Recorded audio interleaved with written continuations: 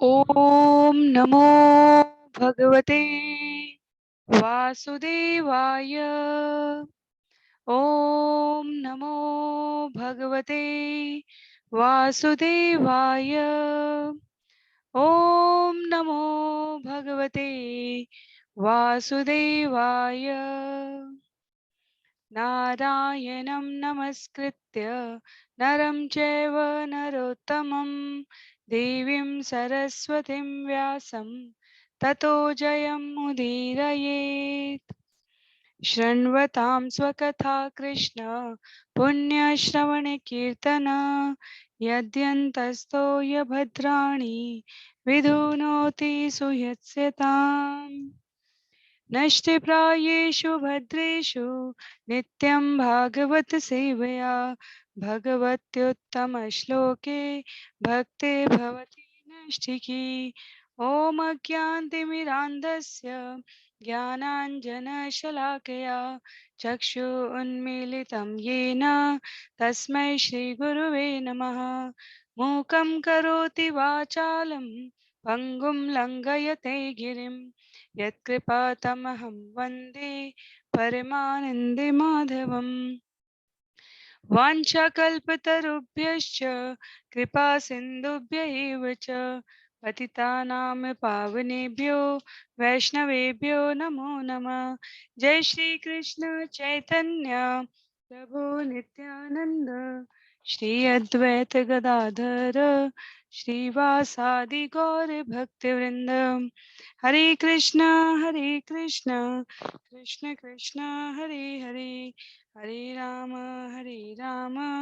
राम राम हरे हरे। हरे कृष्णा कृष्ण कृष्ण हरे हरे, हरे राम राम राम हरे हरे। हरे कृष्णा कृष्ण कृष्ण हरे हरे, हरे राम राम राम हरे हरे। हरे कृष्णा। आप सभी को दंडवत प्रणाम।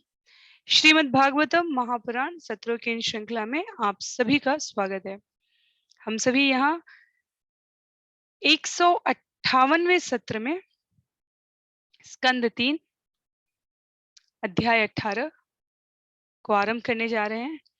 पिछले सभी स्त्रोतों में हमने पूरे स्कंद 1, स्कंद 2 को और स्कंद 3 के प्रथम 17 अध्यायों को श्रील प्रभुपाद के लिखे हुए सुंदर तात्पर्यों के द्वारा, जिसमें समस्त मनीषियों, आचार्यों, गुरु शिष्य परंपरा में आए हुए विद्वत जनों की टीकाओं को, टिप्पणियों को सन्निध किया गया है, श्रवण पठन और मनन करने का यहाँ प्रयास किया है। तो बहुत बहुत बारंबार कोटि कोटि चरणों में निवेदन है श्रील प्रभुपाद के ये प्रयास, ताकि उनके मार्गदर्शन से, उनकी अनुकंपा से, उनकी प्रेरणा से हम इन सत्रों को सार्थक उपयोग के लिए प्रयोग कर सकें। तो आरंभ करते हैं। बहुत ही संक्षिप्त पुनरावृत्ति जैसा हम करते आए हैं पहले विषय सूची के साथ। अध्याय 18 जिसका नाम है वाराह तथा हिरण्याक्ष असुर के बीच युद्ध। इस अध्याय में 28 श्लोक हैं और इनकी विषय सूची कुछ इस प्रकार है। प्रथम 8 श्लोकों में असुर द्वारा भगवान की नृशंसा की गई है। तो प्रशंसा नहीं की गई है, नृशंसा की गई है। प्रशंसा का विपरीतार्थक होगा नृशंसा। श्लोक संख्या 9 से 12 में भगवान द्वारा हिरण्याक्ष को प्रत्युत्तर दिया गया है। श्लोक संख्या 13 से लेकर 20 तक भगवान और असुर के बीच जो संवाद है परस्पर, उसको प्रस्तुत किया गया और 21 से लेकर 28 तक ब्रह्मा जी की असुर को मारने की प्रार्थना की गई है भगवान के समक्ष कि हे भगवान, इस असुर का संहार कीजिए। आप सभी से अनुरोध रहेगा, जो भी अपनी पुस्तकों का प्रयोग कर सकते हैं वो पुस्तक का प्रयोग करें। अन्य सभी के लिए यहाँ स्क्रीन पर श्लोक के साथ साथ हम अनुवाद पढ़ेंगे।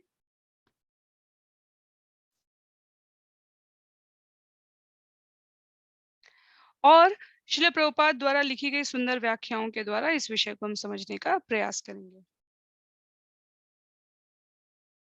तो आरंभ करते हैं स्कंद 3 अध्याय 18 श्लोक संख्या 1 से। अध्याय 18 भगवान वाराह तथा असुर हिरण्याक्ष के मध्य युद्ध। मैत्रेय उवाच तदेवमाकर्ण्य जलेश भाषितं महामनास्तद्विगणय्य दुर्मद हरेर्विदित्वा गतिमङ्गनारदात् रसातलं निर्विविशे त्वरान्वित। मैत्रेयी ने आगे कहा, उस घमंडी तथा अभिमानी दैत्य ने वरुण के शब्दों की तनिक भी परवाह नहीं की। हे विदुर, उसे नारद से श्री भगवान के बारे में पता लगा और वह अत्यंत वेग से समुद्र की गहराइयों में पहुंच गया। तो बहुत ही संक्षिप्त पुनरावृत्ति करें यदि हम अध्याय 17 की, जिसको हमने पिछले सत्र में श्रवण पठन करने का प्रयास किया था, पूरे 31 श्लोक 37 श्लोक करीब करीब हमने पिछले एक सत्र में ही समाप्त किए थे। उन 31 श्लोकों में बहुत ही संक्षिप्त पुनरावृत्ति में हिरण्याक्ष ने समस्त दिगंत दिशाओं में अपनी विजय पताका फहरा दी थी। दोनों भाइयों के जन्म के समय ही प्रथम 15-17 श्लोकों में हमने देखा था किस प्रकार से बुरे लक्षण, अपशगुन, अमंगलदायक संकेत, सूचनाएं, चर और अचर सभी प्राकृतिक तत्वों द्वारा, अवयवों द्वारा प्रस्तुत की जा रही थी। देवता, मनुष्य, समस्त जीव उसको अनुभव कर सकते थे कि कुछ अपशगुन घटित हो गया है। और जैसे जैसे भाई बड़े होते गए वैसे वैसे ही उनकी भौतिक तृप्ति, भौतिक लालसा, भौतिक सामर्थ्य, भौतिक समृद्धि, भौतिक शक्ति का प्रदर्शन बढ़ता चला गया। तो श्रील प्रभुपाद ने सुंदर तात्पर्यों के द्वारा हमें अंतर बताया था कि कैसे कैसे जो रज और तम में लगे हुए व्यक्ति होते हैं वो भौतिक प्रसिद्धि, भौतिक उपलब्धि, भौतिक समृद्धि पर बहुत ज्यादा जोर देते हैं, और जो आध्यात्मिक वृत्ति की ओर प्रवृत्त मनुष्य होते हैं, जीव होते हैं, उनकी रुचि किस प्रकार सादा जीवन उच्च विचार पे होती है। तो जिसमें जितना भौतिक संपन्नता, समृद्धता के प्रति आकर्षण, आसक्ति दिखे, वो उतना आसुरिक प्रवृत्ति की ओर प्रवृत्त होता जीव है, और जो इन सब से स्वयं को अलग रख सके वो आध्यात्मिक दैवीय प्रकृति की ओर है। तो हिरण्याक्ष ने 20 से 26वें श्लोक में पिछले अध्याय में समस्त दिशाओं में विजय प्राप्त कर ली थी, और समस्त प्रकार की समस्त दिशाओं की विजय देवताओं पर, धरती लोक पर, सब जगह करने के पश्चात वो समुद्र की लहरों पर उत्तांग अपने वज्र से पात करते हुए, लोहे के बड़े दल से वज्र प्राप्त करते हुए वरुण के देवता के पास पहुंचा, जो उनकी राजधानी विभावरी, और वरुण के चरणों में गिरकर हंसते हुए, बड़े ही उनका मजाक उड़ाते हुए कह सकते हैं, सरल शब्दों में उन पर कटाक्ष करते हुए उनसे युद्ध की याचना करते हैं। और वरुण जैसे धीरपुर व्यक्ति के लिए कहा जाता है कि वो अनावश्यक के झगड़ों में नहीं उलझना चाहता, वरुण ने कहा, मुझसे द्वंद्व करके आपको क्या लाभ, आपको विष्णु से युद्ध करना चाहिए, आपकी शक्ति और सामर्थ्य के अनुसार यही उचित होगा। तो ये पिछले अध्याय का प्रसंग था जिसे हम यहाँ पर सुन रहे हैं कि मैत्रेय मुनि बताते हैं विदुर महाराज को कि घमंडी और अभिमानी दैत्य ने वरुण के शब्दों की तनिक भी परवाह नहीं की। कहने का अर्थ ये हुआ कि ये जो युद्ध प्रिय भौतिकतावादी व्यक्ति है, वो यदि भगवान को भी परम बलशाली कोई कह दे कि वो तुम्हारे बराबर है मुकाबले में, तो उससे भी ईर्ष्या, द्वेष, अहंकार, प्रतिस्पर्धा और युद्ध करने से नहीं डरता है। तो वरुण से जब हिरण्याक्ष को पता चलता है कि सच में कोई ऐसा योद्धा है जिससे वो लड़ सकता है, तो वो असुर बहुत प्रोत्साहित होता है, वो भगवान को ढूंढने के लिए उतावला हो जाता है। और वरुण हमारे देवताओं के समूह में से आते हैं। देवताओं को ब्रह्मा जी से पता था कि भगवान ने ये पूरी योजना सुनिश्चित की है, इसलिए वरुण द्वारा उन्हें सीधे ही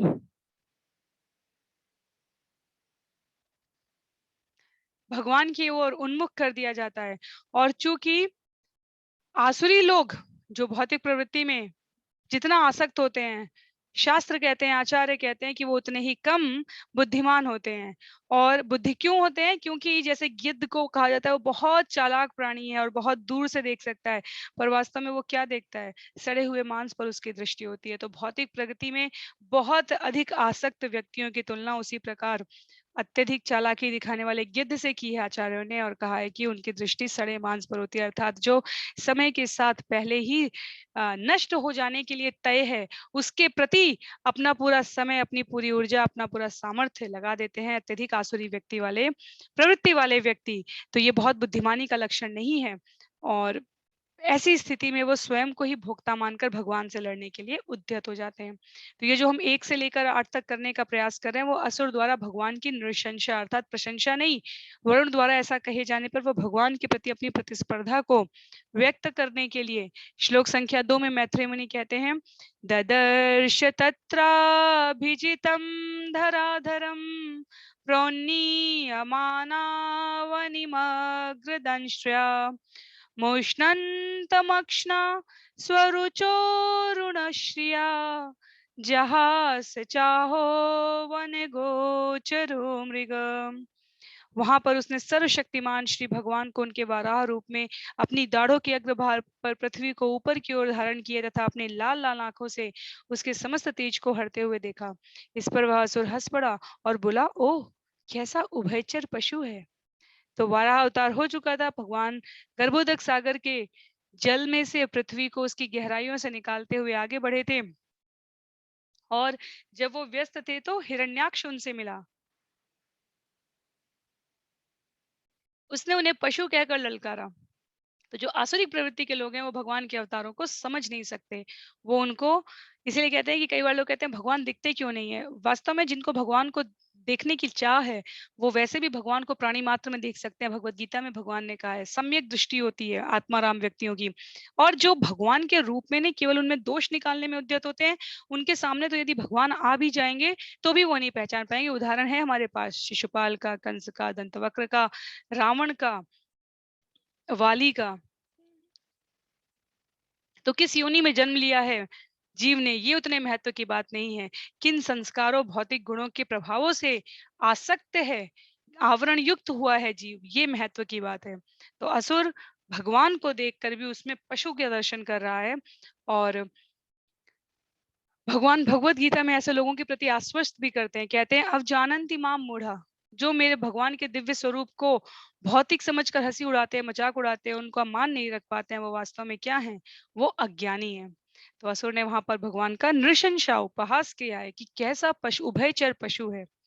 श्लोक संख्या 3 में, आहे न यज्ञमहिं विमुञ्चनो रसो कसां विश्वसृजेयमर्पिता न स्वस्ति यस्य नयाममीक्षत् सुराक्षमासादित सुकराकृते। असुर ने भगवान को संबोधित करते हुए कहा, सूकर का रूप धारण किए हुए हे देव श्रेष्ठ, थोड़ा सुनिए तो। यह पृथ्वी हम अधोलोक के वासियों को सौंपी जा चुकी है, अतः तुम इसे मेरी परिस्थिति में मुझसे बचकर नहीं ले जा सकते। तो उस असुर को भगवान से उलझने के लिए कोई मार्ग नहीं मिला, लेकिन वो भगवान से, लेकिन उसको किसी से भी ये कहलाने का कि मुझसे अधिक शक्तिशाली अब और कोई नहीं है, इतनी चाह बढ़ गई थी कि भगवान जो उसके साथ कुछ भी नहीं कर रहे थे। श्रीधर स्वामी कहते हैं कि वो एक प्रकार से भगवान का उपहास करना चाहता था वराह रूपी, लेकिन वो अपने शब्दों से उनकी पूजा कर रहा है। उन्हें वन गोचर, वन गोचर का अर्थ होता है जो वन का वासी है। और श्रीधर गोस्वामी कहते हैं वन गोचर का एक दूसरा अर्थ होता है जो जल में लेटा रहता है। तो विष्णु जलशाही है और परम पुरुषोत्तम भगवान का यही सही संबोधन है। उसके पश्चात उन्होंने उसे मृग कहकर संबोधित किया भगवान को। तो श्रीधर गोस्वामी कहते हैं कि भगवान की खोज बड़े बड़े ऋषि मुनि ज्ञानी करते रहते हैं, उसने उन्हें अज्ञ कह के संबोधित किया है। अज्ञ का अर्थ होता है ज्ञान। तो ऐसा कोई ज्ञान नहीं है जो भगवान को ज्ञात ना हो। तो एक प्रकार से श्रीधर गोस्वामी कह रहे हैं कि हम देखने के लिए कह सकते हैं कि वो हिरण्याक्ष है, वो असुर है, वो भगवान से शत्रुता, द्वेष, ईर्ष्या, क्रोध वश आकर युद्ध करने के लिए उनको उद्यत करना चाह रहा है। पर उनके पर असुर रूप में भी एक एक संबोधन द्वारा भगवान के दिव्य अवतार के लिए जो हिरण्याक्ष प्रयोग कर रहा है वो वास्तव में उनके असली अर्थ है, वो उनकी पूजा कर रहा है। तो अप्रत्यक्ष रूप से ही सही विष्णु को वो सर्वज्ञाता कह रहा है, सुराधम भी कह रहा है, देवताओं में सर्वश्रेष्ठ कह रहा है। और जब वो कहता है कि मेरी उपस्थिति रहने पे भी आप पृथ्वी को कैसे ले जा सकते हैं, न स्वस्ति यास्यसि, तो उसके कहने का अर्थ है कि जब तक आप हैं तब तक जीवों का कल्याण है, जब आप नहीं है ना स्वस्ति, जब आप नहीं है तो जीवों का कोई कल्याण नहीं है। तो हिरण्याक्ष और हिरण्यकशिपु कथा रूप में समझने के बाद कि कैसे वो जय विजय के रूप में आए और भगवान ने ये पूरी योजना नियत की है, उनके शब्दों में हमारे जो मनीषी हैं, विद्वज्जन है, क्योंकि ये कथाएं हम सबके लाभ के लिए हैं। व्यवहारिक रूप से हमें प्राणी मात्र के साथ कैसा व्यवहार करना चाहिए, हमें जीवन के किन संबंधों को किन परिप्रेक्ष्य के अनुसार देखना चाहिए। तो श्रीधर स्वामी ने यहाँ पर अपनी टिप्पणियों में, जैसे श्रील प्रभुपाद ने यहाँ व्यक्त किया है, दर्शन कर लिया कि हिरण्याक्ष अप्रत्यक्ष रूप से भगवान की स्तुति ही गा रहा था। तत्पश्चात श्लोक संख्या 4 में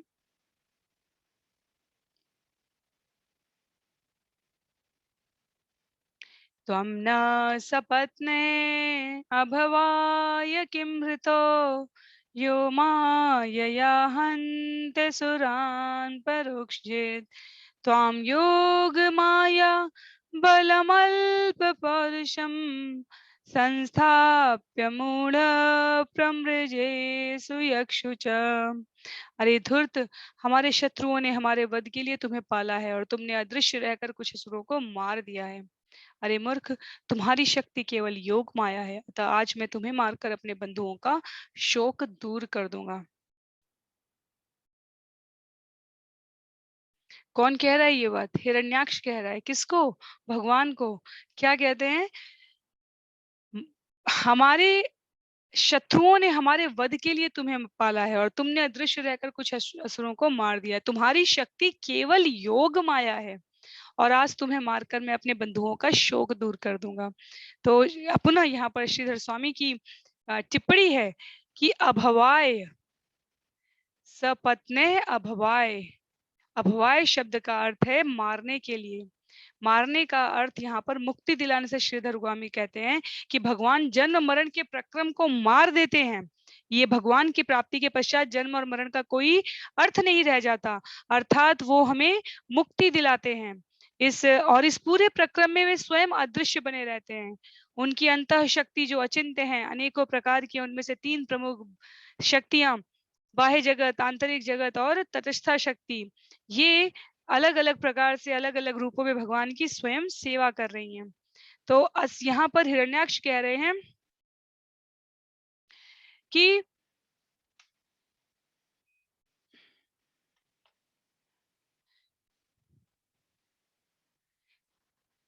हरे कृष्णा, यहाँ पर हिरण्याक्ष कह रहे हैं, हरे कृष्णा, यहाँ पर हिरण्याक्ष कह रहे हैं मैं तुम्हें मारकर अपने बंधुओं का शोक कर दूंगा, शोक दूर कर दूंगा। अर्थात कहने का ये है कि एक बार मैं आपके इस योग माया की शक्ति की सीमा के अंतर्गत आ जाता हूं तो मेरे परिजनों को, मेरे बंधु बांधवों को कोई शोक ही नहीं है, क्योंकि जिसको भगवान मिल जाते हैं उसकी 21 पीढ़ियां तो ऐसे ही तर जाती हैं।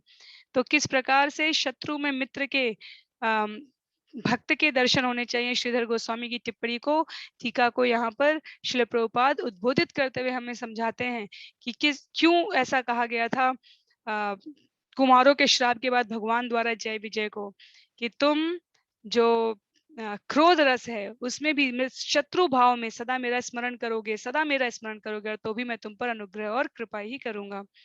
तो श्लोक संख्या 5 में कहने का भाव यहाँ पर सरलतम ये है कि हिरण्याक्ष और हिरण्यकशिपु सामने से शत्रु प्रतीत होते हैं, पर वास्तव में वो भगवान की कृपा के आकांक्षी हैं। त्वयि संस्थिते गदयाशीर्ण शीर्षन्यस्मद्भुजच्युतया चितुभ्यं बलिं हरन्त यशयो ये च देवा स्वयं सर्वे न भविष्यन्त्यमूला। असुर ने आगे कहा, जब मेरी भुजाओं से फेंकी गई गदा तुम्हारा सिर फट जाएगा और तुम मर जाओगे, तो वे देवता तथा ऋषि जो तुम्हें भक्तिवश नमस्कार करते हैं तथा भेंट चढ़ाते हैं, स्वतः मृत हो जाएंगे, जिस प्रकार बिना जड़ के वृक्ष नष्ट हो जाते हैं। तो किसी भी वृक्ष के जीवित रहने में उसकी जड़ों का विशेष योगदान है। जड़ों का पोषण करने से पूरा वृक्ष लहलहाता है। वेदों में बताई गई हैं भगवान की 9 प्रकार की भक्तियां, श्रील प्रभुपाद यहाँ तात्पर्य में लिखते हैं। और कलयुग के लिए विशेष रूप से जो पवित्र नाम का श्रवण तथा जप, सदा स्मरण, हरे कृष्णा कृष्ण कृष्णा हरे हरे, हरे राम राम राम हरे हरे, ये बताया गया है। इससे वास्तव में संसार में शांति के लिए साधु पुरुषों की, मनुष्यों की, महापुरुषों की संख्या में वृद्धि हो सके, इसके लिए ये विधि बताई गई है। पर असुरों को ये कार्य पसंद नहीं है। हमने पिछले सत्र में भी सुना था कि जिसके ऊपर भगवान की कृपा होती है, केवल उसी को भगवान का नाम प्रिय लगने लगता है। और जिनके ऊपर भगवान की कृपा नहीं है, अहेतुकी की कृपा नहीं है, भक्त की कृपा नहीं है, वो चाहे इंद्रिय तुष्टि के लिए कितनी ही भौतिक उन्नति क्यों ना कर ले, भगवान के समक्ष अन्य मनस्क रहता है, अर्थात बिना किसी रुचि के रहता है। तो जैसे अ, वृक्ष के लिए कहा गया जड़ विहीन वृक्ष, वैसे ही जो असुरों के लिए स्वयं ये उदाहरण अत्यंत सार्थक है। भगवान के भक्त मानते हैं कि भगवान समस्त कारणों के कारण है, सभी चर अचर सृष्टा असृष्टा, अ, जो कुछ भी जानने योग्य है, जो कुछ भी रहस्यमय है, सबके स्रोत हैं भगवान। और जैसे उदर को भोजन प्रदान करने से पूरे शरीर की पुष्टि होती है, जड़ को पानी देने से, खाद देने से पूरे पेड़ का पोषण होता है, उसी प्रकार समस्त सुख के स्रोत भगवान को तुष्ट करने का एकमात्र साधन उनकी भक्ति है। और जब भगवान प्रसन्न होते हैं तो सब कुछ अनुकूल होता है, जब भगवान प्रतिकूल हो जाते हैं तो इस जगत के सारे असुर वृत्ति वाले मनुष्यों के काम रुक जाते हैं। तो श्रीधर स्वामी कहते हैं इस श्लोक का अर्थ है कि जब श्री भगवान असुर को गदा विहीन कर देंगे तो न केवल नव दीक्षित भक्त वरन ईश्वर के प्राचीन न्यायप्रिय भक्त भी अत्यधिक संतुष्ट होने वाले हैं। तो घोषणा की गई है हिरण्याक्ष के द्वारा, और परिणाम किसके पक्ष में जा रहा है? सुहृदय जनों के पक्ष में। सतोद्यमानो रिदुरुक्त तोमरे दृष्टांग्रगाम गामुपलक्ष्य भीताम् तोदं मृषन्निर्गादम्बुमध्यात् ग्राहतः सकरेणुर्यथेव। यद्यपि भगवान असुर के तीर सदृश भेदने वाले दुर्वचनों से अत्यंत पीड़ित हुए थे, किंतु उन्होंने इस पीड़ा को सह लिया। वे अपनी दाढ़ों के अग्रभाग पर स्थित पृथ्वी को भयभीत देखकर जल में से निकलकर उसी प्रकार बाहर आ गए जिस प्रकार घड़ियाल द्वारा आक्रमण किए जाने पर हाथी अपनी सहचरी हथनी के साथ बाहर आ जाता है। तो ऐसा कहने के पश्चात हिरण्याक्ष द्वारा भगवान की नृशंसा जो ये की जा रही है, उसमें उन शब्दों से भगवान पीड़ित अवश्य हुए थे, यह सत्य है। जैसे कि भगवान दिव्य दिव्य शरीर वाले शाश्वत तत्व हैं, तो हम मनुष्यों को जब कोई हमारी प्रशंसा करता है, हमारी बुराई करता है, तो वैसी ही हमारी आसपास हमें ऊर्जा महसूस होती है, सकारात्मक अथवा नकारात्मक। तो भगवान को भी असुर की इस दुर्वचनों की श्रृंखला से, इस माला से क्या हुई? पीड़ा महसूस हुई। भगवान भी जो है पीड़ित हुए, लेकिन उन्होंने अपनी पीड़ा को सह लिया। जब भी कोई भगवान के अस्तित्व को नकारता है, उनको गाली देता है, तो आचार्य लिखते हैं कि वे अप्रसन्न होते हैं। और इस अप्रसन्नता में कई बार भगवान स्वयं को संयमित रख ले जाते हैं, लेकिन कब संयमित नहीं रख पाते हैं? जब भगवान के साथ साथ भगवान के भक्तों की भी नृशंसा होने लग जाती है। तो भगवान यहाँ पर असुर के मर्मभेदी शब्दों से पीड़ा प्राप्त कर रहे थे, लेकिन उन्होंने अपने परम भक्त देवताओं के संतोष के लिए पृथ्वी का उद्धार करने का निर्णय लिया। उन्होंने कहा कि वो इन शब्दों पर ध्यान नहीं देंगे। उन्होंने ये निर्णय लिया और वो पृथ्वी को भयभीत देकर जल में से निकलकर बाहर आ गए। तो हाथी जब हथिनियों के साथ होता है, उपमा दी गई है, तो वो घड़ियाल को देखकर उस पर आक्रमण करने की बजाय अपने परिवार की, अपने स्वजनों की, अपने प्रियजनों की रक्षा के लिए जैसे जल से निकल आता है, वैसे ही भगवान अपने भक्तों की, देवताओं की, माता पृथ्वी की रक्षा करने के लिए निकल कर आ गए। तत्पश्चात श्लोक संख्या 7 में देखते हैं। तं निसरन्तं सलिलादनुद्रुतो हिरण्यकेशो द्विरदं यथाजस करालदंष्ट्रो शनिनीश्वनो ब्रवीत् गत हि यां किं त्वसतां विगर्हितम्। सुनहरे बालों तथा भयावने दांतों वाले उस असुर ने जल से निकलते हुए भगवान का उसी प्रकार पीछा किया जिस प्रकार कोई घड़ियाल हाथी का पीछा कर रहा हो। उसने बिजली के समान कड़क कर कहा, क्या तुम अपने ललकारने वाले प्रतिद्वंदी के समक्ष इस प्रकार भागते हुए लज्जित नहीं हुए हो? निर्लज्ज प्राणियों के लिए तो कुछ भी निंदनीय नहीं है।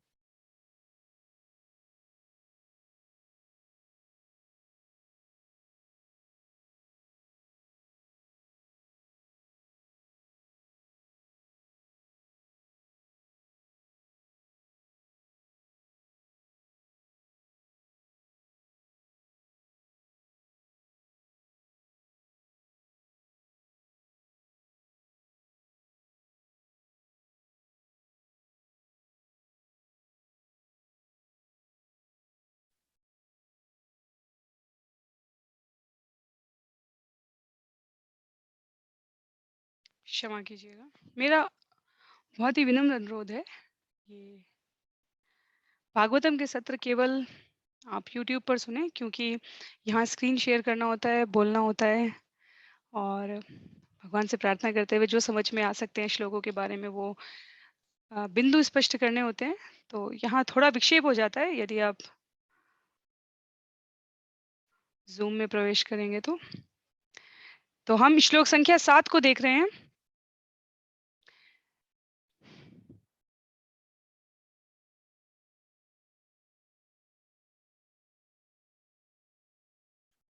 हिरण्याक्ष भगवान के यहाँ पर प्रशंसा कर रहा है। प्रथम 8 श्लोकों में हमने कहा था विषय सूची देखते हुए, और भगवान को इस प्रकार पृथ्वी, माता पृथ्वी को अपने मुख के अग्रभाग पर दाढ़ों पर धारण करके जल के बाहर निकलते जाते देखकर वराह रूप में हिरण्याक्ष ने घड़ियाल वाली ही उपमा का प्रयोग करते हुए कहा है,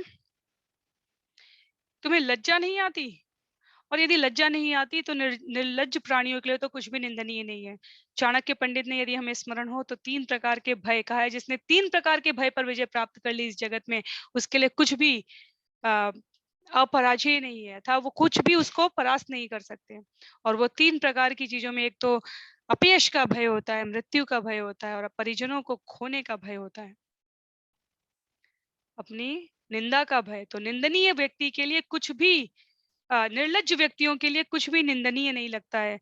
तो वो भगवान को कहते हैं उपहास कटु वचनों से, कि यदि आपको कटु वचनों से भय नहीं है, शत्रु द्वारा उपहास किए जाने पर आपको भय नहीं है, तो फिर इस जगत में आपको किसी बात से भय करने की चिंता नहीं है। लेकिन भगवान पृथ्वी को संकट से बचाने के उद्देश्य से हिरण्याक्ष के व्यंग वचनों को सहन कर रहे थे। पर कब तक सहन करेंगे भगवान? तो श्लोक संख्या 8 में असुर द्वारा कहा गया है, सगामुदस्ता सलिलस्य गोचरे विन्यस्य तस्यामदधात् स्वसत्वम् अभीष्टुतो विश्वसृजा प्रसूने आपूर्यमाणो विबुधे पश्यतो रे। भगवान ने पृथ्वी को लाकर जल की सतह पर अपनी दृष्टि के सामने रख छोड़ा और अपनी निजी शक्ति को उसमें स्थानांतरित कर दिया, जिससे वह जल पर तैरती रही। शत्रु के देखते देखते ब्रह्मांड के सृष्टा ब्रह्मा जी ने उनकी स्तुति की और अन्य देवताओं ने उन पर फूलों की वर्षा की। तो तितिक्ष सहन करने की शक्ति महापुरुषों में दुष्ट जनों की अपेक्षा बहुत ज्यादा होती है। एक बार किसी ने बहुत परिहास में दुर्जनों की तुलना गरम तेल में डाले गए पकौड़ों से की है, तावे पे पानी के छींटों से की है। कहने का अर्थ है कि तनिक भी उत्तेजनापूर्ण अवसर आने पर उनमें सहन करने की प्रवृत्ति बिल्कुल नगण्य होती है, जो दुर्जन होते हैं। और जो सुजन होते हैं, जो महापुरुष होते हैं, हितोपदेश, उनका एक लक्षण ये बताता है कि उनमें सहन करने की शक्ति बड़ी ही उच्च स्तर की होती है। तो भगवान ने जब तक ये सुनिश्चित नहीं कर लिया अपनी शक्ति से पृथ्वी को जल के सतह पर लाकर, तब तक भगवान असुर के इन विभत्सकारी निंदनीय शब्दों को सहन करते रहे। और भगवान के द्वारा ऐसी लीला करने पर देवताओं के साथ साथ ब्रह्मा जी ने उनकी स्तुति की है। भगवान के कार्यकलाप सिर्फ ब्रह्मा आदि देवता ही समझ सकते हैं। तो जब भगवान की इस असाधारण शौर्य को देखा है कि वे पृथ्वी को जल की सतह पर रख सके थे, तो भगवान के इस दिव्य कृत्य के लिए उन पर फूलों की वर्षा हुई है। तो इस प्रकार प्रथम 8 श्लोकों में हिरण्याक्ष भगवान को अपशब्द, बड़े ही उपहास भरे कटु तिक्त शब्दों का प्रयोग करते हुए ललकार रहा है। उसके पश्चात श्लोक संख्या 9 से 12 तक इन 4 श्लोकों में अब भगवान प्रत्युत्तर देने जा रहे हैं। किसको? हिरण्याक्ष को। क्या कहते हैं भगवान? भगवान श्लोक संख्या 9 में कहते हैं, परानुशक्तं तपनीयोपकल्पं महागदं काञ्चन चेत्रदंशं मर्माण्यभीक्ष्णं प्रतुदन्तं दुरक्ते प्रचण्डमन्यो प्रहसन् स तं बभाषे। शरीर में प्रचुर आभूषण, कंकण तथा सुंदर स्वर्णीय कवच धारण किए हुए वह असुर एक बड़ी सी गदा लिए भगवान का पीछा कर रहा था। भगवान ने उसके भेदने वाले दुर्वचनों को तो सहन कर लिया, किंतु अब प्रत्युत्तर में उन्होंने अपना प्रचंड क्रोध व्यक्त किया है। भगवान जब चाहे, जैसे चाहे, जहां चाहे, जिसको चाहे, जिस तरह चाहे दंडित कर सकते हैं, लेकिन भगवान उसको सहन करते रहे ताकि वो अपने भक्तों का, देवताओं का कार्य पहले संपूर्ण कर सकें और देवताओं को आश्वस्त कर सकें अपने भक्तों को कि उन्हें इन असुरों से भयभीत होने की किसी प्रकार की आवश्यकता नहीं। तो अपनी सहनशीलता भगवान इसलिए दिखा रहे थे कि देवताओं का भय दूर हो जाए और उन्हें स्पष्ट हो जाए कि भगवान उनकी रक्षा के लिए वहां उपस्थित हैं। असुरों द्वारा, श्रील प्रभुपाद लिखते हैं, असुर द्वारा भगवान का उपहास वास्तव में कुत्तों के भौंकने के समान था, जिसकी भगवान को तनिक भी परवाह नहीं थी। वे तो पृथ्वी के उद्धार कार्य में व्यस्त थे और भौतिकतावादी आसक्ति में युक्त असुर क्या सोचते हैं कि उनके पास तो बड़ी प्रचुर मात्रा में भौतिक बल, लोकप्रियता और सामर्थ्य है और वो उन्हें भगवान के क्रोध से, बल से बचा लेगी। पर हकीकत यह है कि भगवान ने जो पूरे भौतिक जगत के जो समीकरण बनाए हैं, उसमें किए गए कृत्यों का सुफल और निष्फल दोनों प्रकार का प्रभाव उसके भाव पर नियुक्त करता है। तो भगवान श्लोक संख्या 10 में अब प्रचंड क्रोध के साथ भगवान आ रहे हैं, क्योंकि अब वो भक्तों की रक्षा कर चुके हैं, उद्धार कर चुके हैं, पृथ्वी को सुरक्षित कर चुके हैं। श्लोक संख्या 10 में भगवान कहते हैं, श्री भगवान उवाच सत्यं वयं भुवन गोचरा मृगा युष्मे द्विधान् मृगये ग्राम सिंहान् न मृत्युपाशे प्रतिमुक्तस्य वीरा विकथनं तव गृह्णन्त्य भद्र। भगवान ने कहा, सचमुच हम जंगल के प्राणी हैं और तुम जैसे ही शिकारी शिकारी कुत्तों का हम पीछा कर रहे हैं। जो मृत्यु के बंधन से मुक्त हो चुका है वह तुम्हारी आत्मश्लाघा से नहीं डरता, क्योंकि तुम मृत्यु बंधन के नियमों से बंधे हुए हो। भगवान ने सीधा सपाट सटीक उत्तर दिया है। वेदों की, शास्त्रों की, स्वयं की भाषा में भगवान हिरण्याक्ष को उसकी स्थिति स्पष्ट करते हुए बताते हैं कि तुम असुर, नास्तिक लोग भगवान के स्वभाव से परिचित ही नहीं होना चाहते, जन्म मृत्यु के बंधन में पड़े रहते हो। इसी कारण से जो अपने आप भगवान के स्वभाव को नहीं पहचानता, वही तो जन्म जन्मांतर इस जगत में जन्म और मृत्यु का वर्ण करेगा, विभिन्न योनियों में जन्म लेगा। भगवत गीता में भगवान कहते हैं, जो भगवान को जान लेता है, भगवान की महिमा को स्वीकार कर लेता है, उनकी पूजा, सेवा, भक्ति में लग जाता है, उसको फिर जन्म नहीं लेना पड़ता। तो इसका सीधा सा दूसरा अर्थ क्या होता है, जो नास्तिक होते हैं, भगवान के स्वभाव से परिचित ही नहीं होना चाहते हैं, उन्हीं को बार बार जन्म मृत्यु के बंधन में पड़ना पड़ता है। और फिर भगवान कहते हैं, हम जंगल के प्राणी हैं और तुम जैसे ही शिकारी कुत्तों का पीछा कर रहे हैं। कहने का अर्थ ये हुआ कि नास्तिक लोगों को, जो भगवान का अपमान करने से भी परहेज नहीं करते, ये नहीं भूलना चाहिए कि वे जन्म मृत्यु के नियमों से बंधे हैं। केवल परमेश्वर के अस्तित्व को नकारने मात्र से या प्रकृति के कठोर नियमों का अतिक्रमण करने से उन्हें लगे कि वे जन्म मृत्यु से बच सकते हैं, तो यह संभव नहीं है। केवल भगवान की दिव्य प्रकृति को समझने के बाद ही मनुष्य भगवान के धाम लौट सकता है। तो अपनी अपनी भौतिक प्रकृति को, जो भगवान ने इस जगत में जन्म कर्म के फल के लिए नियुक्त कर रखा है, अपने स्वरूप विस्तार का शक्ति के उस अंग का वर्णन करते हुए भगवान कहते हैं कि तुम जैसे शिकारी कुत्तों के लिए ही तो हम पीछा कर रहे हैं। तो भगवान आ गए हैं। भगवान हिरण्याक्ष को उसकी भाषा में उसके उपहास भरे कटु शब्दों के लिए प्रत्युत्तर कर रहे हैं। तो श्लोक संख्या 11 में 11 और 12 भगवान ने कहे हैं, 9 से लेकर 12 तक। एते वयं न्यास हरा रसौकसा गत हि योग दया द्रावितास्ते तिष्ठामहेथापि कथञ्चिदाजो स्थेयं क्वयामो बलिनोत्पाद्य वैरम। निसंदेह मैंने रसातल वासियों की धरोहर चुरा ली है और सारी शर्म खो दी है। यद्यपि तुम्हारी शक्तिशाली गदा से मुझे कष्ट हो रहा है, किंतु मैं जल में कुछ काल तक और रहूंगा, क्योंकि तुम जैसे पराक्रमी शत्रु से शत्रुता ठान कर अन्यत्र जाने के लिए मेरे पास कोई ठौर भी नहीं है, कोई ठिकाना भी नहीं है।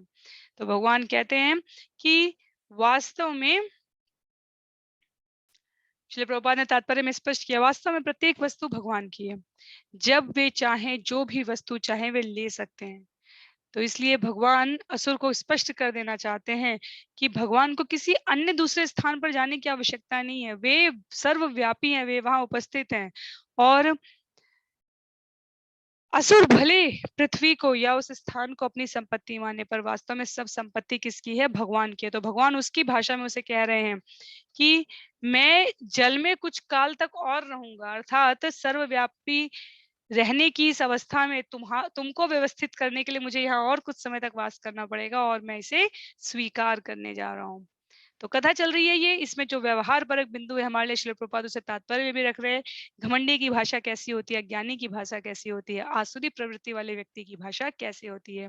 जो सुहृदत जने होते हैं वो अपने लक्ष्य से कभी डिगते नहीं। भगवान को पहले पृथ्वी को सुरक्षित करना था तो उन्होंने असुर को उत्तर देना उचित नहीं समझा, पर जब पृथ्वी को उन्होंने सुरक्षित कर लिया तो भगवान इस प्रकार असुर हिरण्याक्ष को उत्तर दे रहे हैं। श्लोक संख्या 12 में भगवान कहते हैं, त्वं पत्रथानां किल यूथपाधिपो घटस्वनो स्वस्तय आश्वनुः संस्थाप्य चास्मान् प्रमृजाश्रुस्वकानां यः स्वां प्रतिज्ञां नाति पिपर्त्य सभ्यम्।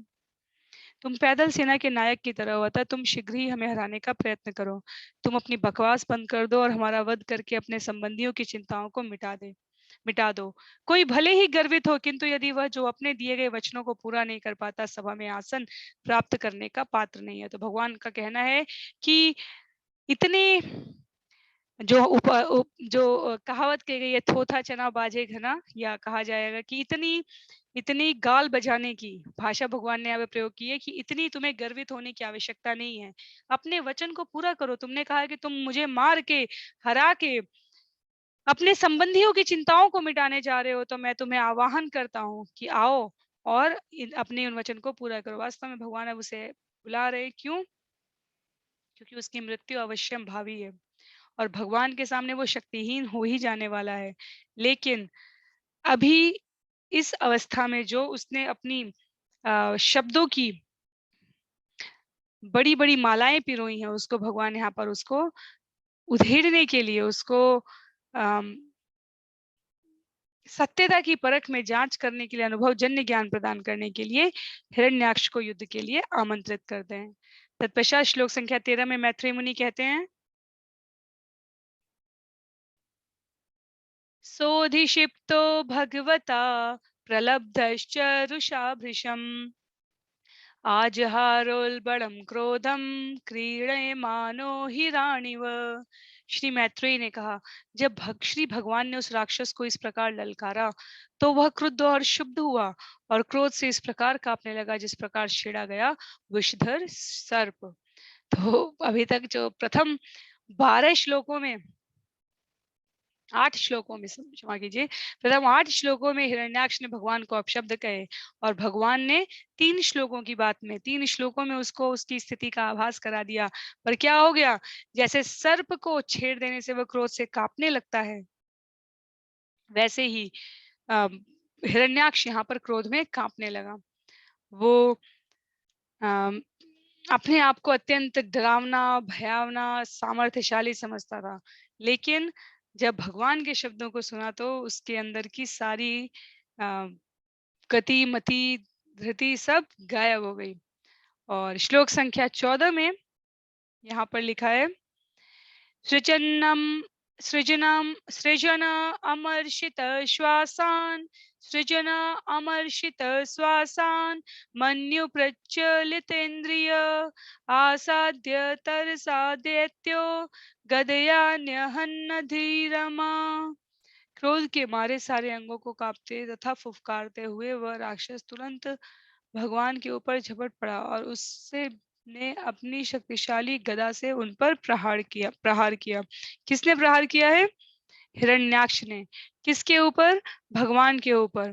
किस अवस्था में? क्रोध के मारे अंगों को कपाते हुए, फुफकारते हुए वो भगवान पर गदा का प्रहार करता है। और तुरंत के तुरंत बिना किसी तात्पर्य के श्रील प्रभुपाद ने श्लोक संख्या 15 का अनुवाद प्रस्तुत किया है। भगवान स्तु गदा वेगम विश्रेष्टम रिपुणो रसी अवंचतिरश्चिनो योगारुण इवांतकम। किंतु भगवान ने एक ओर सरक कर शत्रु द्वारा अपने वक्षस्थल पर चलाई गई गदा के प्रखर प्रहार को उसी प्रकार झुठला दिया जिस प्रकार सिद्ध योगी मृत्यु को चकमा देता है। भगवान कहाँ परास्त होने वाले हैं, भगवान तो आनंद ले रहे हैं। भगवान तो इस लीला के रचनाकार हैं, प्रोड्यूसर भी हैं, डायरेक्टर भी हैं, एक्टर भी हैं, निर्देशक भी हैं, लेखक भी हैं, निर्माता भी हैं और कलाकार भी हैं। तो भगवान के दिव्य शरीर पर किसी भी प्रकार के गदा का कौन सा असर होने वाला था, भगवान के शौर्य से कौन पार पा सकता है। पर यहाँ पर जो उपमा प्रयोग हुई है वो बहुत महत्व की है। कहा गया है सिद्ध योगी जिस प्रकार मृत्यु को चकमा दे देते हैं, तो जो परम योगी प्राथमिक नियमों से हैं वो प्रदत्त मृत्यु को भी जीत सकते हैं। मृत्यु का भी उन पर वश नहीं चलता है। ऊपर से ऐसा लग सकता है कि योगी पर मृत्यु का प्रहार हो रहा है। जैसे हिमालय की कंदराओं में आज भी कुछ ऋषियों के लिए ऐसा कहा जाता है कि जब उनका ये वर्तमान शरीर वृद्ध होने लगता है और क्योंकि पहाड़ी बर्फीली वहां पर चोटियां हैं, तो यदि कोई व्यक्ति का शरीर मृत शरीर युवा व्यक्ति का शरीर वहां पड़ा हुआ मिल जाता है, तो लोगों ने कई बार अपने अनुभव शेयर किए हैं, व्यक्त किए हैं अलग अलग स्तंभों में, लेखों में, जहां वो कहते हैं कि उन्होंने देखा कि एक बूढ़ा शरीर है और एक मृत शरीर युवा शरीर पड़ा हुआ था और क्षण के भीतर उन्होंने देखा कि उस वृद्ध शरीर ने अपना शरीर त्याग कर दिया और युवा शरीर के भीतर चला गया। क्यों? क्योंकि आत्मा तो स्वतंत्र है, भगवान से बंधी हुई है, केवल जीव से जीव इस शरीर से थोड़ी बंधी है आत्मा। तो उन्होंने अपने प्राकृतिक यौगिक नियमों से क्या किया, वृद्ध शरीर से निकलकर मृत युवा शरीर में चली गई। तो युवा शरीर में जैसे ही आत्मा गई, वो युवा शरीर ऊर्जावान, क्योंकि प्राकृतिक नियम है, युवा शरीर में ऊर्जा है और वृद्ध शरीर के अंग अंग शिथिल हो चुके हैं। तो इस प्रकार जो यहाँ पर उपमा दी है उसका एक अर्थ ये भी होता है कि कैसे जो दिव्य योगी हैं, सिद्ध योगी हैं, वो मृत्यु को चकमा दे सकते हैं। कहने के लिए मृत्यु हो गई, पर किसकी हुई? शरीर की हुई। आत्मा तो अभी भी ऊर्जावान है, आत्मा तो अभी भी विचरण कर रही है, आत्मा तो अभी भी इसी भौतिक लोक में है, आत्मा तो अभी भी आनंद ले सकती है। तो मृत्यु का वश नहीं चलता ऐसे योगियों पर। तो जैसे भगवान अपने शौर्य के बल पर स्वच्छंद है, वैसे ही उनके भक्त भी उनके अनुग्रह, उनकी सेवा करने के लिए जीवित रह सकते हैं। तो ये यहाँ पर दृष्टांत कहने का आशय है। तत्पश्चात श्लोक संख्या 16-17 में, दोनों में अनुवाद नहीं है तो हम साथ में ही पढ़ें, तात्पर्य नहीं है तो हम साथ में ही पढ़ लेंगे। पुनर्गदां स्वमादाय भ्रामयन्तम् अभीक्ष्णश अभ्यधावद्धरी क्रुद्ध संरब्धा दृष्ट दक्षदम। तब श्री भगवान अपना क्रोध प्रदर्शित करते हुए उस राक्षस की ओर झपटे जो क्रोध के कारण अपने होठ चबा रहा था। उसने फिर से अपनी गदा उठाई और उसे बारंबार घुमाने लगा। तो भगवान अपने क्रोध रस का यहाँ पर निरूपण कर रहे हैं और उस राक्षस की ओर झपटे जो कि पहले से ही अत्यंत क्रोधावस्था में था। और उस राक्षस ने अर्थात हिरण्याक्ष ने फिर से अपनी गदा उठाई और भगवान पर प्रहार करने का प्रयास किया। पिछली बार वक्षस्थल पर चलाई गई गदा को भगवान ने झूठा ठहराया और इस बार फिर से उसके द्वारा गदा उठाकर उसे बारंबार घुमाने पर भगवान ने क्या किया? श्लोक संख्या 17 में लिखा है कि उसके द्वारा दोबारा गदा उठाकर हवा में घुमाने पर ततश्च गदया रातिम दक्षिणस्यां भ्रुवि प्रभु आजग्ने सतूतां सौम्य गदया कोविदोहनत्। तब भगवान ने अपनी गदा से शत्रु की दाहिनी भौं पर प्रहार किया, किंतु वह असुर युद्ध में कुशल था, इसलिए हे भद्र विदुर, उसने अपने गदा की चाल से अपने आप को बचा लिया। तो अब युद्ध आरंभ है, भगवान आनंद ले रहे हैं। एवं गदाभ्यां गुर्वेभ्यां हर्यक्षो हरिरेव च जिगीषया सुंसरब्धव अन्योन्य अभिजग्नतु। इस प्रकार असुर हिरण्याक्ष तथा भगवान हरि ने एक दूसरे को जीतने की इच्छा से क्रुद्ध होकर अपनी अपनी विशाल गदाओं से एक दूसरे पर प्रहार किया है। तो श्लोक संख्या 19 में तयो स्पृधोस्ते मगदाहतांगयो छतास्त्रवग्राण विवृद्धमन्यवो। विचित्र मार्गांश्चरतोर्जिगीयशया व्यभादिलायामिव शुष्मिणोर्मृधा। दोनों योद्धाओं में तीखी स्पर्धा थी। दोनों के शरीरों पर एक दूसरे की नुकीली गदाओं से चोटें लगी थी और अपने अपने शरीर से बहते हुए रक्त की गंध से वे अधिकाधिक क्रुद्ध हो चले थे। जीतने की उत्कंठा से वे तरह तरह की चालें चल रहे थे और उनकी यह मुठभेड़ वैसी ही प्रतीत होती थी जैसे किसी गाय के लिए दो बलवान सांड लड़ रहे हों। तो इसीलिए हमारी विशेष सूची में श्लोक संख्या 13 से लेकर 20 तक भगवान और असुर के बीच के युद्ध का वर्णन है, जिसे हम यहाँ पर सुन रहे हैं कि कैसे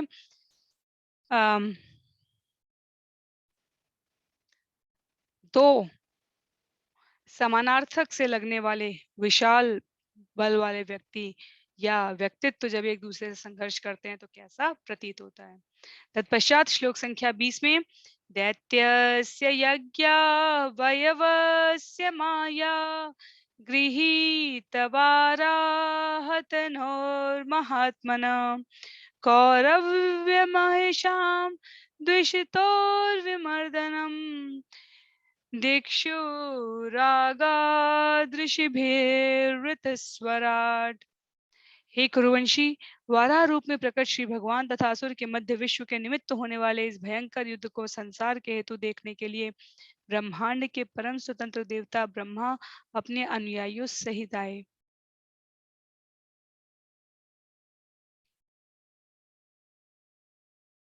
युद्ध हो रहा है भगवान और हिरण्याक्ष के बीच में।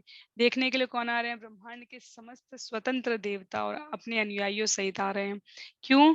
क्योंकि ये जो युद्ध हो रहा है दोनों के मध्य वो विश्व के निमित्त होने वाला है।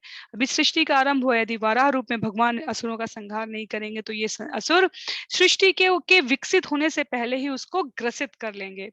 तो इसलिए ब्रह्मा यहाँ पर परम पुरुष के स्वराट के रूप में गए, पूर्ण स्वतंत्र देवता के रूप में कहे गए हैं। पर केवल ब्रह्मा ही नहीं, समस्त जीवों में कुछ न कुछ हद तक स्वतंत्रता होती है क्योंकि सभी भगवान के अंश होते हैं। तो यहाँ पर भगवान का युद्ध देखने आने से कहने का आशय ये है कि जब भगवान की कार्यरत लीलाओं में लगे हुए भगवान के पार्षद भगवान की महिमा गान को बड़ी ही द्रुत गति से बढ़ाने के लिए प्रयास करते हुए प्रेरणा देते हैं, तो सामान्य शिष्य भी परम शक्तिशाली प्रतीत होने लग जाते हैं।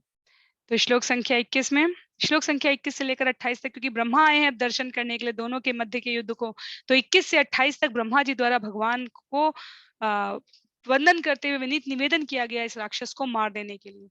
आसन्न शौण्डीरमपीत साध्वसं कृत प्रतीकारमहार्य विक्रमम् विलक्ष्य दैत्यं भगवान् सहस्रणी जगाद नारायणमादिसूकरम्।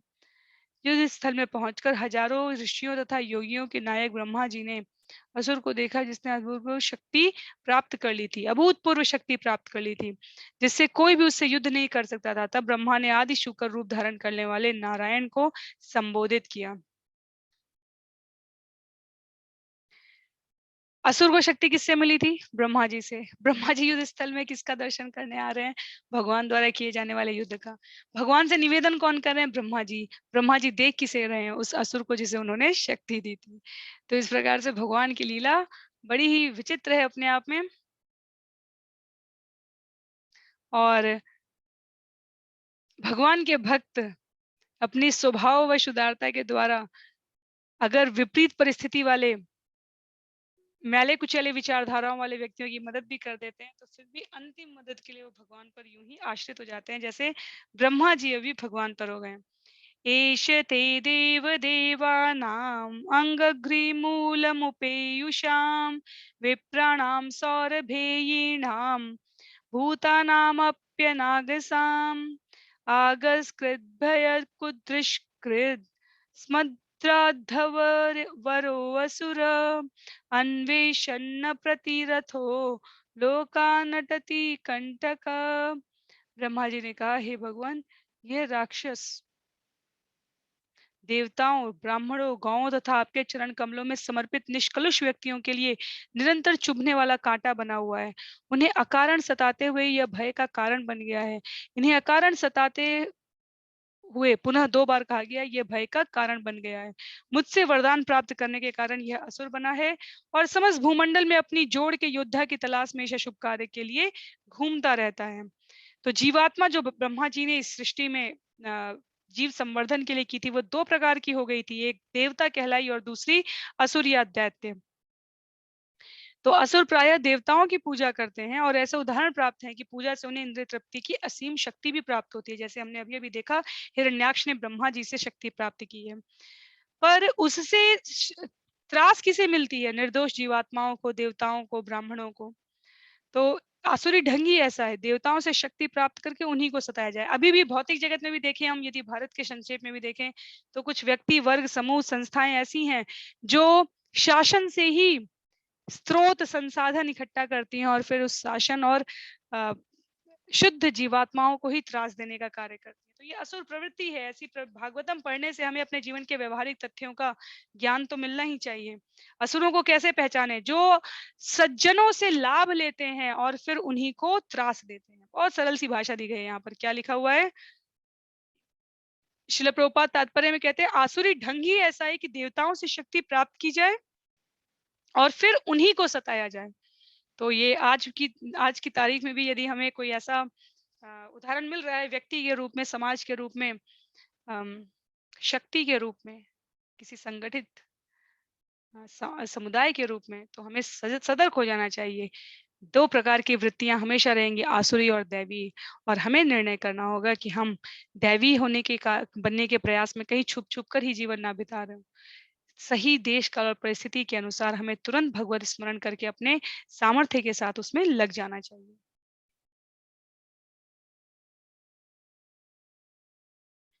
तत्पश्चात श्लोक संख्या 24 में मैनं मायाविनं दृप्तं निरङ्कुशं सत्तमम् आक्रीण बाल्यवद्देव यथाशी विषमुत्थितम्।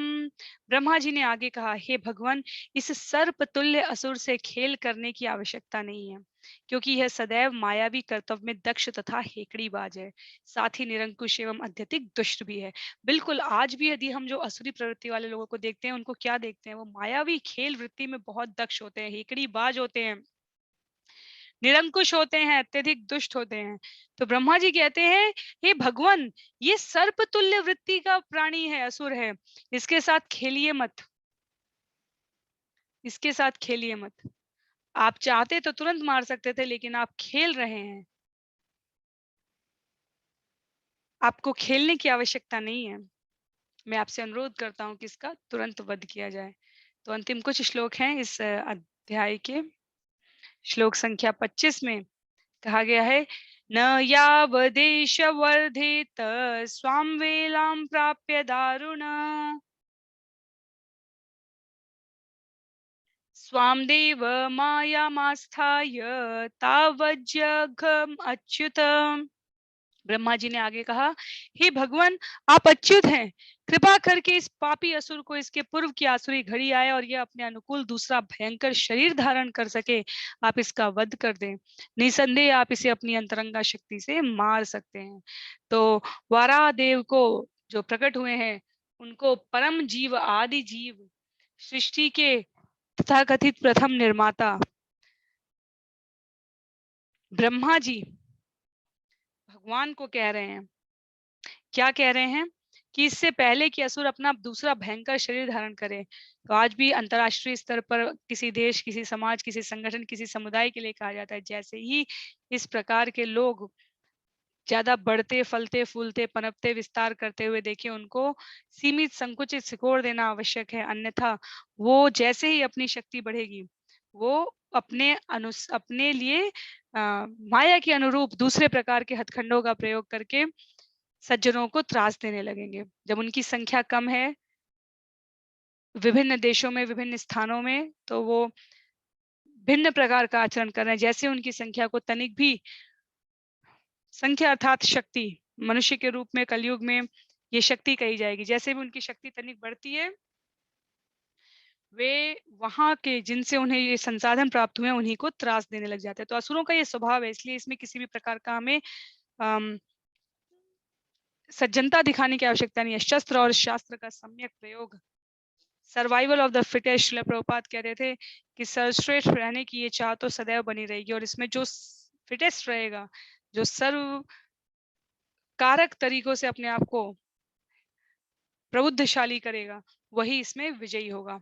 तो आगे कहते हैं ब्रह्मा जी, एषा घोर तमा संध्या लोकक्षम बट करी प्रभो उपसर्पति सर्वात्मनस न सुराणाम जयमावह।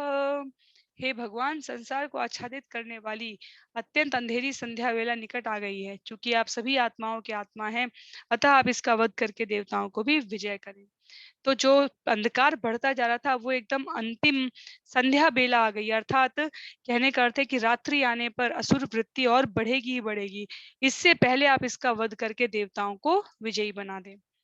तो अंतिम 2 श्लोक इस अध्याय के, अधुनैषो अभिजिन्नाम योगो मोहर्तिको ह्यगात् शिवाय नस्त्वं सुहृदाम आशुनिस्तर दुस्तरम।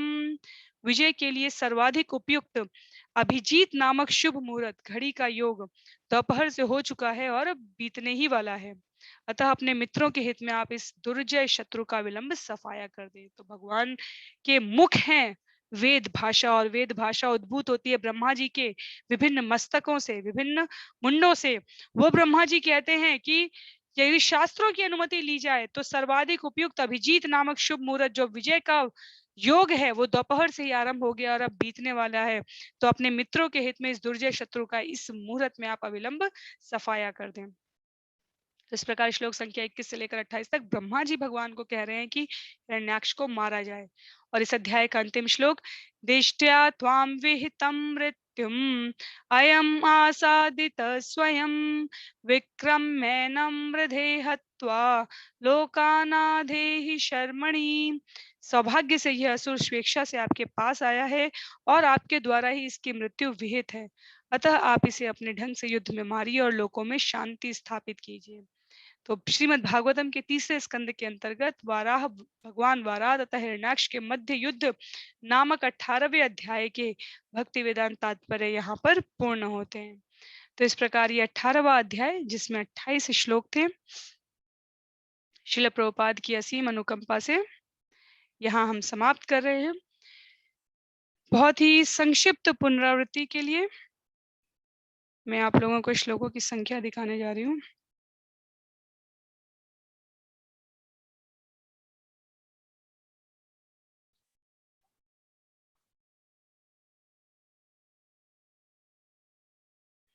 इन 18 अध्यायों की समाप्ति के पश्चात